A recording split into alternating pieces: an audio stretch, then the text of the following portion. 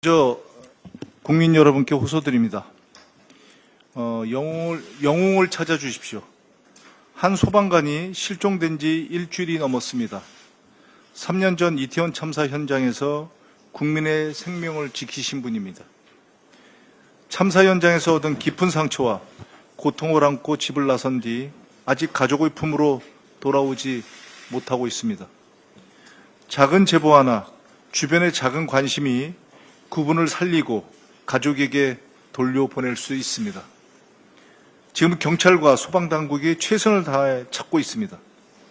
국민 모두의 연대와 마음이 필요합니다.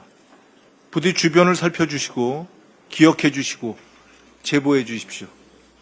국민의 생명을 지키다 상처 입으신 우리의 영웅을 이제는 우리가 지켜야 합니다.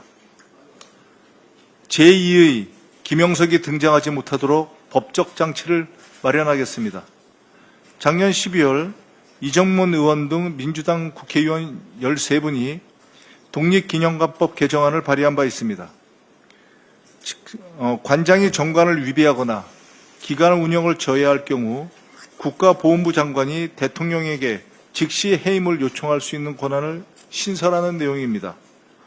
국가보훈부도 법안 취지에 동의하고 있습니다.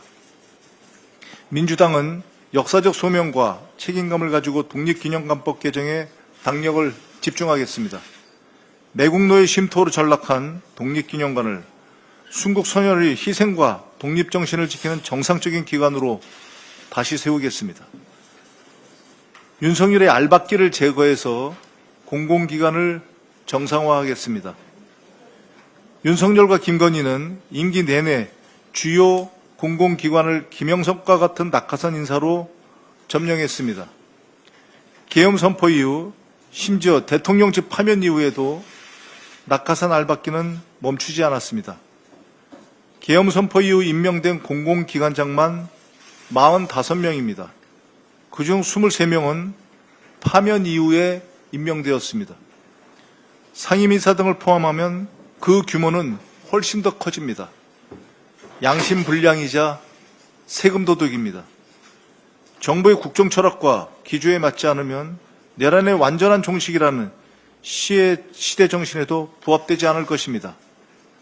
대부분 김영석처럼 자질과 능력뿐만 아니라 국가관도 제대로 검증되지 않았습니다.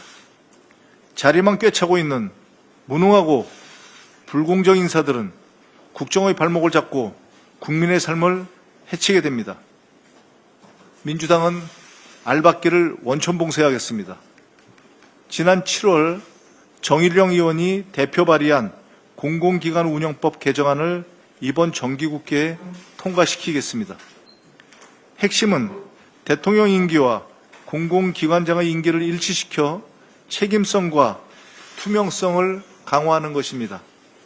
법안 검토 과정에서 필요하면 내용을 보다 명확하고 확실하게 보완하는 입법도 함께 추진하겠습니다. 민주당은 공공기관이 국민을 위해 일하고 국민의 신뢰 속에 운영되도록 제도를 바로 세우겠습니다. 한덕수가 오늘 피의자 신분으로 특검에 소환됩니다. 그는 윤석열의 계엄 선포를 정당화하기 위해 허위 선포문을 작성하고 서명한 혐의를 받고 있습니다. 관련 문서를 은폐, 폐기한 정황도 드러났습니다. 그럼에도 국회와 헌법재판소에서는 마치 자신이 계엄과 무관한 듯 거짓된 태도로 일관했습니다. 대통령 권한대행 시절에는 국회가 통과시킨 민생개혁 법안에 거부권을 행사하며 국민의 뜻을 외면했습니다. 더 나아가 대선 후보 교체를 시도하며 대권까지 넘봤습니다. 이제야 모든 퍼즐이 맞춰지고 있습니다. 윤석열이 끝까지 버티며 무사 복귀를 자신했던 이유, 그 뒤에는 한독수라는 방패막이가 있었던 것입니다.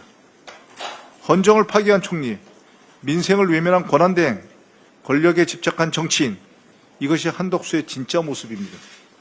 다른 내란 공범들 역시 다르지 않을 것입니다.